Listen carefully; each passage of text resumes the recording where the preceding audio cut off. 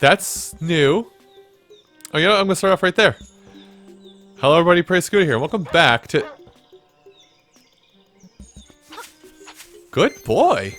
Welcome back to more Link's Awakening, the remake. So that's a new feature. Anyway. Good boy. So yeah, now that we have Bow Wow, Bow Wow will now help us defeat enemies while he's in our possession.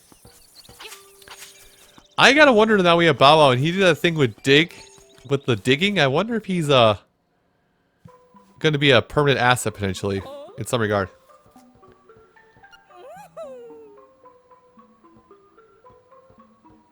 Okay, I'll take Bow Wow for a walk. So yeah, even though you come back early and tell her, "Hey, I got your puppy," she's like, "Oh, take it for a walk. I can't be bothered." Now, I do know that like at this point in the game, you definitely get the opportunity to. I wonder how much it's going to be. I have to go see something now because we haven't even seen the shop, and I wonder how readily I can. I wonder like how easily you can farm up rupees in the mini game there, because the shop here has things we need. It has a piece of heart for sale. Okay, 200. 200.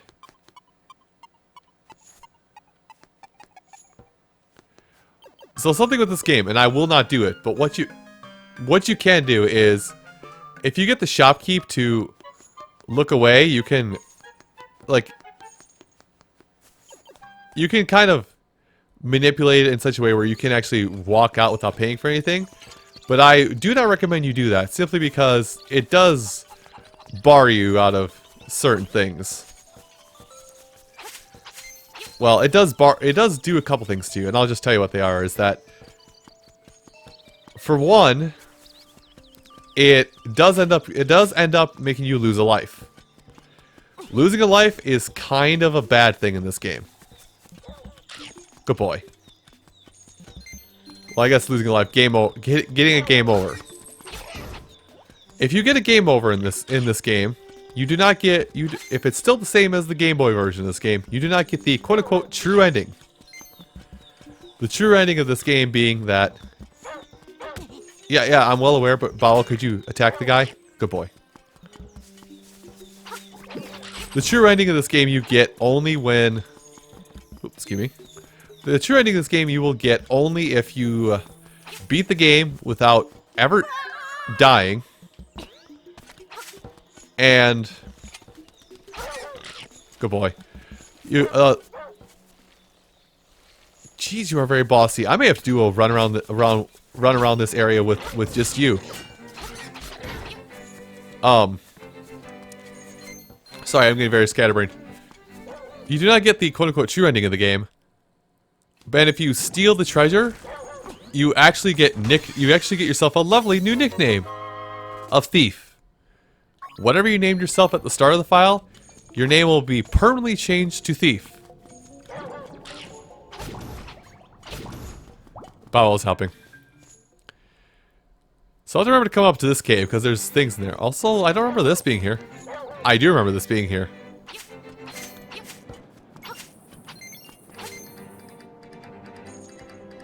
Hold on, I'm gonna need a minute because this Tal Tal Mountain was nice.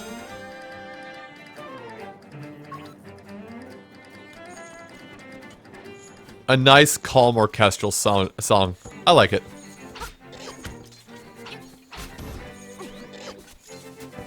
Anyway, so now that we have Bow Wow, we can go to Goponga Swamp, right here.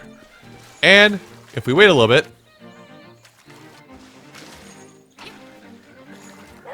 Bow Wow will start to eat the flowers that were barring our way just a minute ago. Now we want to use this to our advantage, because Bow Wow will need to eat some big flowers, and eating some of the big flowers...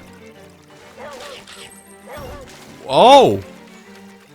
Eating some of the big flowers is how you get access to this treasure chest. Which it's only 50 rupees, but yeah, it's 50 rupees that we didn't have before. Anyway. Good. Good boy. How much money do we have? Oh, we don't have 200. I almost kind of want to grind a little bit, but I think we can save it for afterwards. So, Bow Wow, you're going to need to wait here. I need to go inside this dungeon. So we're just moving right into the next dungeon. The Bottle Grotto, I believe is what it's called. Yep. Which, hey, Bottle Grotto, I wonder what happens here. Anyway.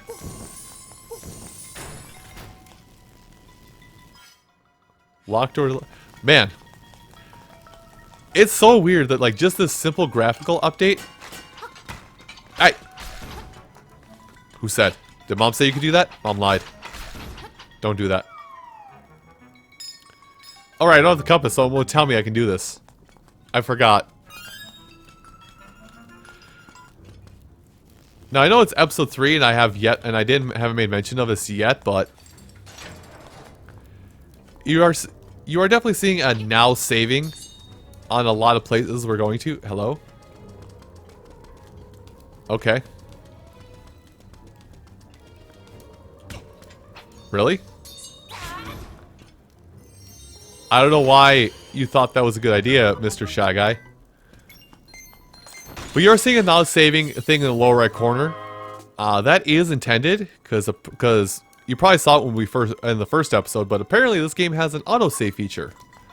So you don't have to manually save it? I may abuse that and play this game on stream a little bit now. Like, the game should not have told me it has an autosave feature. Yep, key in here, but I can't do anything about it, so let's go down this way.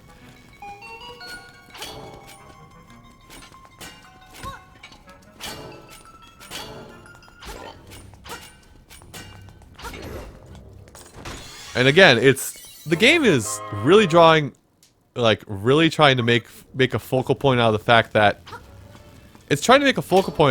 shield play is a thing now. Anyway, I'm gonna go back a couple rooms because, well, first I'm gonna hit the switch so I can go back a couple rooms. I'm gonna go back a couple rooms so I can actually unlock the door to the left. Because this is something I should have done. Definitely should have done this. But this is for another little Okay, well, I can see where I'm going. I mean, if you can't see, throw some powder and the room lights up pretty bright. Dang it. Okay, well, I don't need your charity. Thanks, buddy. And it's all to get the stone beak. Oh, well. Listen, I'm going to try for 100% in this game. Do I promise 100%? Not to the fullest. I will try, but I don't promise anything. Again, we're calling it semi-blind. Like, I do say it in the I do put it in my video descriptions just so people know, like, what type of run a game is whenever I play it. Which, hey, this is your incentive to look down the video description to see that minor essay I type up a lot of the times in my video series. Which, I got that idea. Ooh, more magic powder. Nice. I got that idea from Yoshiller, Buddy Yoshiller, because a lot of times on his series he does like state the point, the synopsis for the whole series down there. And I saw it, I was like, you know, that's a good idea. And I never did mention, but how those Shy Guys operate. Also, can I just hit that through the wall? No, I can't. How those Shy Guys operate is they will just move the opposite direction. They will look and move the opposite direction you move. So, and their faces are shielded. So you do have to be a little crafty.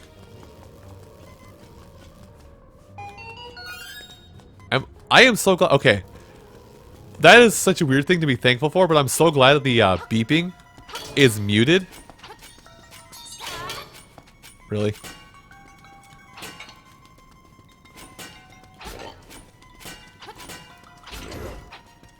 Please just stay down. I'm so glad the low health warning beep is so muted in this game, Because, man, when it wasn't muted, there was issues.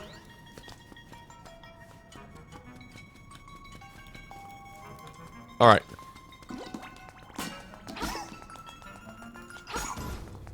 So I wonder, I gotta test something here.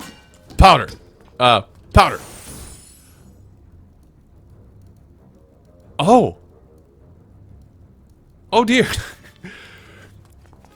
Could you always do that? I feel bad for doing that right, by the way.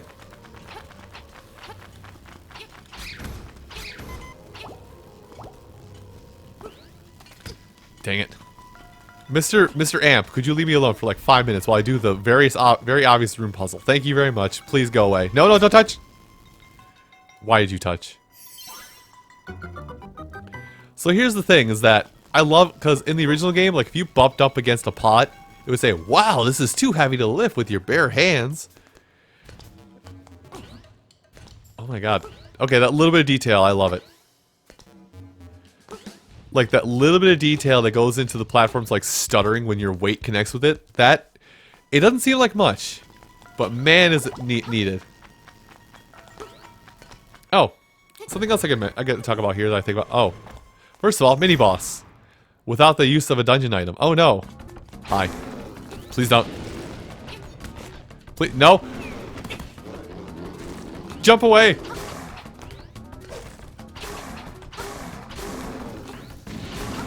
Please don't. Oh god. At least he's got a tell this time around for when he's gonna do it. I remember the original game when he picked you up, he just yucked you around the room.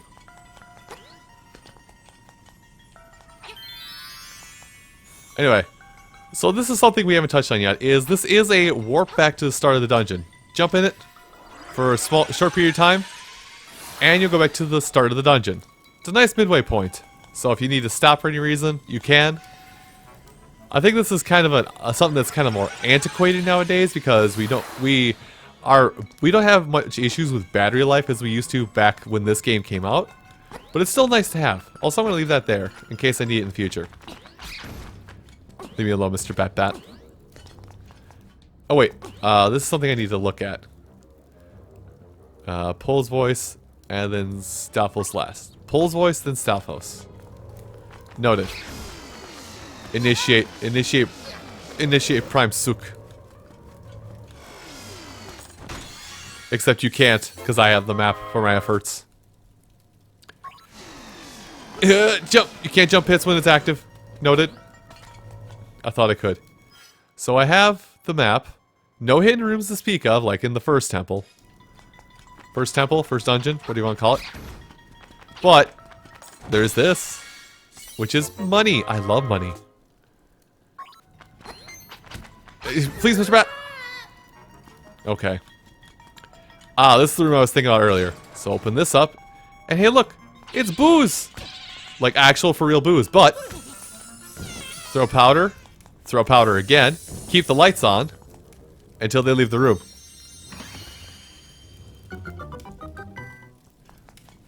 Man, there's so many weird little things, like...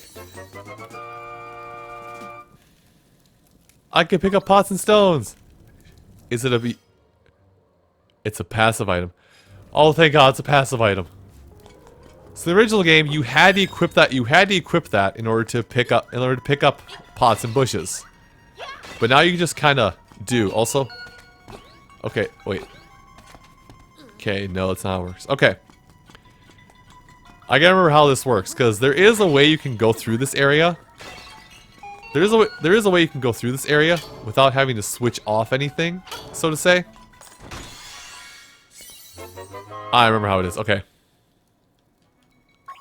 So, slice, jump the pit. Also, I kind of want to go back to the start. So do this, jump across, and then I think... Oh no, I did it wrong. Dang it. Yeah, whatever. I made no mistakes here.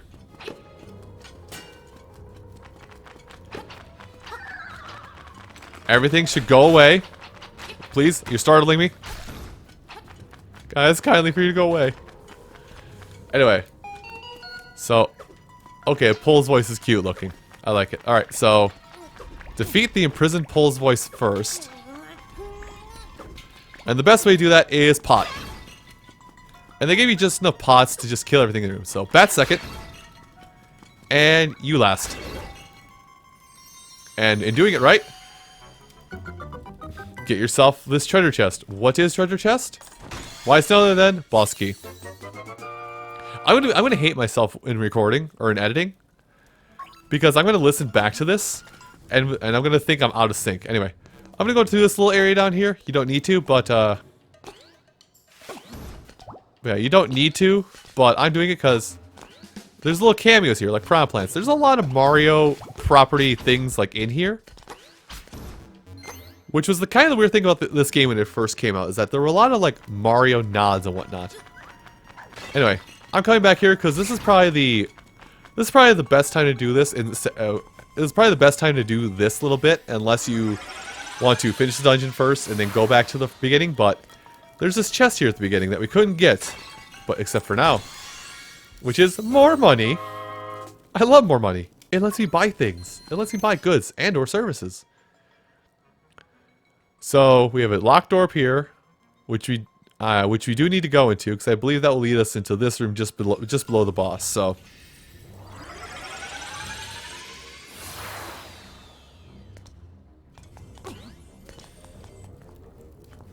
now I could be nice and cut around, but I don't think I need to do the cutting bit quite yet. Also, you can defeat Goombas by slashing them if you wish. It's kind of Mario rules. You can jump on them, you can slash them. But I need to finish this thought before I lose it to the ether. That is my unattuned brain. Is that the reason why you're seeing so many cameos from like Mario enemies here and there? Is this game was just kind of made. It was just kind of made in-house with like Nintendo IPs, and they were just like fairy one of these jars. By the way, there's a fairy underneath one of these jars. I'll find it shortly. But first I'm going to defeat everything in this room. But yeah, there are little nods. There are the nods to Mario because they were making a Zelda game like as we are playing now. But they were kind of messing around with it like, hey, what if, what if we just stuck in Mario randomly? What if we did this? And when the project eventually did get to Miyamoto, the whole ruling on the whole like actual wording on this is out there on the internet. But when this game was presented to Miyamoto in the past, it was just like, hey, or it's just like, oh, that's cute, Mario's in here. Anyway, take pot up ladder because, well, I wish I could. I can't just put down, but hey, he says no move. He can hold a link. But can he hold 2 links?